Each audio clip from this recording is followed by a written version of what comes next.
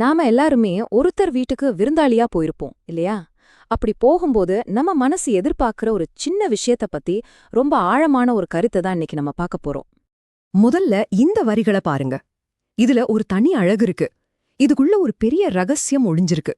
அது என்னன்னு தெரிஞ்சுக்கிறதுக்கு முன்னாடி கொஞ்ச நேரம் இந்த வரிகளோட ஓசைய ரசிப்போம். சரி வாங்க, இந்த வரிகளோட முதல் பாதிக்குள்ள போகலாம். இது ஒரு ரொம்பவே ஸ்பெஷலான பூவை பத்தி பேசுது. இந்த பூவோட பேரு அனிச்சம். இது நிஜத்துல இருக்கா இல்ல கற்பனையான நமக்கு தெரியாது. ஆனா அதோட குணம் தான் இங்க ரொம்ப முக்கியம். யோசிச்சு பாருங்க, ஒரு பூ நீங்க அதை தொடக்கூட வேண்டாம், சும்மா கிட்ட போய் முகர்ந்து பார்த்தாலே வாடி போயிடுமாம். அந்த அளவுக்கு ஒரு மென்மையான பூ அது. இப்ப பாருங்க, விஷயத்தோட மையத்துக்கே வந்துட்டோம். ஒரு பக்கம் முகர்ந்து பார்த்தா வாடி போற அனிச்சம்பூ, இன்னொரு பக்கம் நம்ம வீட்டுக்கு வர ஒரு விருந்தாளி. அவங்க மனசு அந்த பூவை விட மென்மையானதுன்னு சொல்றாங்க. எப்படின்னா, ஒரு சின்ன பார்வைக்கே அவங்க மனசு வாடிடுமாம். என்ன ஒரு அற்புதமான ஒப்பீடு இல்லையா? சரி, இந்த அழகான உருவகத்தை ஒரு சின்ன நம்ம காலத்து கதை மூலமா பார்த்தா இன்னும் நல்லா புரியும். வாங்க, நம்ம வாழ்க்கையில நடக்கிற ஒரு சாதாரண நாள்ல இது எப்படி பொருந்தும்னு பாப்போம். மாயான ஒரு பொண்ணு, அவ ஒரு ரூம்ல உட்கார்ந்து அழகா படம் வரைஞ்சிட்டு இருக்க. அப்போ டோர்பெல் சத்தம் கேக்குது. கதவை திறந்து பார்த்தா அவளோட பெஸ்ட் ஃப்ரெண்ட் பிரியா. 2 பேரும் சேர்ந்து ஜாலியா விளையாடலான்னு வந்திருக்கா. பிரியா சும்மா வரல, கையில ஒரு டிராயிங் வச்சிருக்கா. அது அவ ஃப்ரெண்ட் மாயாவுக்காகவே வரைஞ்சு எடுத்துட்டு வந்தது. அவ கண்ணெல்லாம் பாருங்க, அப்படியே ஜொலிக்குது. முகத்துல அவ்ளோ பெரிய புன்னகை, ரொம்ப உற்சாகமா வந்திருக்கா. எல்லாம் நல்லாதானே போயிட்டு இருக்கு. ஆனா இப்போதான் கதையில ஒரு சின்ன திருப்பம் வரப்போகுது. அந்த சந்தோஷத்துல ஒரு சின்னதா ஒரு மேகம் சூழப்போகுது. ஆனா பாருங்க, மாயாவோட அம்மாவுக்கு அன்னைக்கு ஒரு சரியில்லாத நாள். அவங்க கம்ப்யூட்டர் ரிப்பேர் ஆயிடுச்சு. அதனால மனசெல்லாம் ஒரே டென்ஷன்ல இருக்காங்க.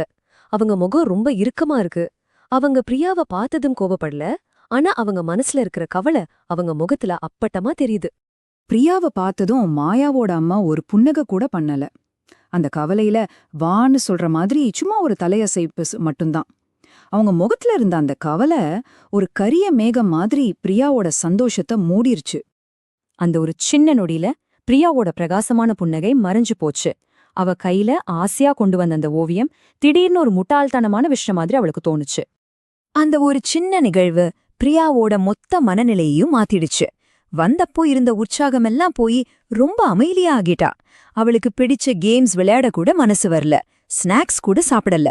அவ மனசுக்குள்ள ஐயோ நாம இவங்களுக்கு தொந்தரவா வந்துட்டோமோன்னு ஒரு ஃபீலிங் வந்துருச்சு.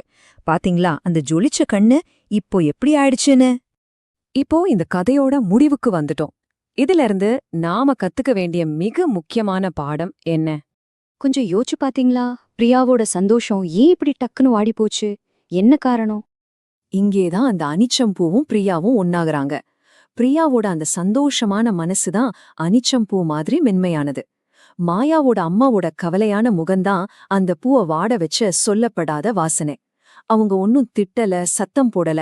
ஆனா அவங்களோட அந்த ஒரு சின்ன முகச்சுளிப்பு, அந்த அன்பில்லாத பார்வை, அதுவே போதும் ஒரு மென்மையான மனச காயப்படுத்த. அப்போ ஒரு அன்பான வரவேற்புங்கிறது நாம சொல்ற வார்த்தைகள்ல மட்டும் இல்ல, நம்ம முகத்துல காட்டுற அந்த சின்ன கருணையில, அந்த அன்பான பார்வையில தான் இருக்கு. அதுதான் உண்மையிலேயே ஒருத்தரை வரவேற்குது. இதுதான் இந்த கதையோட ஆழமான பாடம்.